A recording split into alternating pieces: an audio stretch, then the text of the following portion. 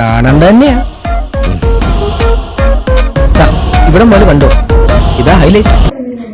ഞാൻ ഇങ്ങനൊന്നും ആയിരുന്നില്ല, ഏട്ടനും ഇങ്ങനൊന്നും ആയിരുന്നില്ല. നല്ലോണം കിട്ടിയോ? സാമാന്യം ഭേദപ്പെട്ട രീതിയിൽ. ചിലപ്പോ ഡാനിഷ് ഡേയ്സില് എന്റെ ലാസ്റ്റ് വീഡിയോ ആയിരിക്കും കേട്ടോ ഇത്. എന്താടോ കാര്യം? What is the reason? പക്ഷെ ഞാനിപ്പോ പേടിച്ചിട്ട് എന്റെ ഫീലിങ്സ് ഒക്കെ ഞാൻ ഹൈഡ് ചെയ്ത് എന്റെ മനസ്സിനുള്ളിൽ തന്നെ ഇട്ടേക്കുക. ഈ യൂട്യൂബേഴ്സിന്റെ വീഡിയോസ് നിങ്ങൾ കാണുമ്പോൾ ഒരിക്കലും അതിനെ നിങ്ങളുടെ ലൈഫായിട്ട് കമ്പയർ ചെയ്യരുത്.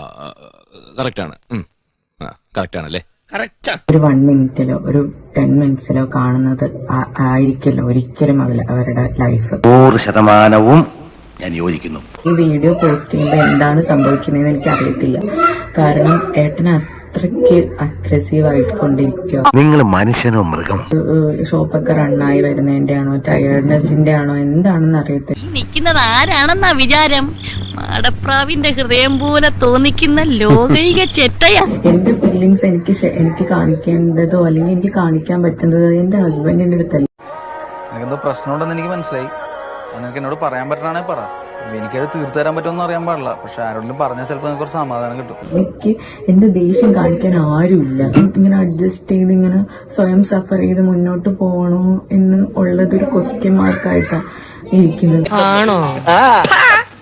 അങ്ങോട്ട് ഏട്ടനെ കുറിച്ച് ചിന്തിക്കുന്നതിന്റെ ഒരു 10ൽ 1 ഏട്ടൻ എന്നെ കുറിച്ച് ചിന്തിക്കണോന്ന് എനിക്കൊരാഗ്രഹം കാണത്തില്ല. അവരുടെ ആവശ്യം തനിക്ക് അനാവശ്യമായിരിക്കും. ഞാനിപ്പോ ഈ വീഡിയോ കാണുമ്പോ എങ്ങനെയായിരിക്കും പ്രതികരിക്കുന്നതെന്ന് പോലും എനിക്കറിയത്തില്ല. പക്ഷെ എന്തും ഫേസ് ചെയ്യാൻ ഞാൻ തയ്യാറാണ്. എന്റെ ജീവന്റെ അവസാന തുടിപ്പ് വരെ ഈ ഹക്കീം പൊരുതും.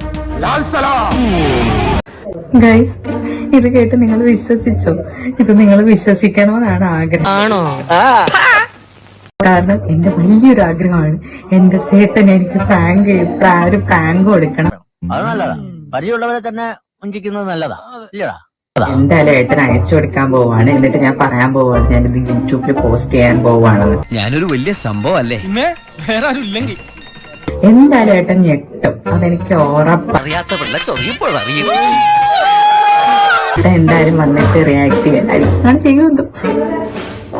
റിയാക്ഷൻ എന്തുവാണെന്ന് വഴിയെ പിന്നെ അനുഭവിച്ചോട്ടോ. വിനാശകാലേ വിപരീത ബുദ്ധി. ഞങ്ങൾ അങ്ങ് ഇറങ്ങട്ടെ. ആയിക്കോട്ടെ, സന്തോഷായി.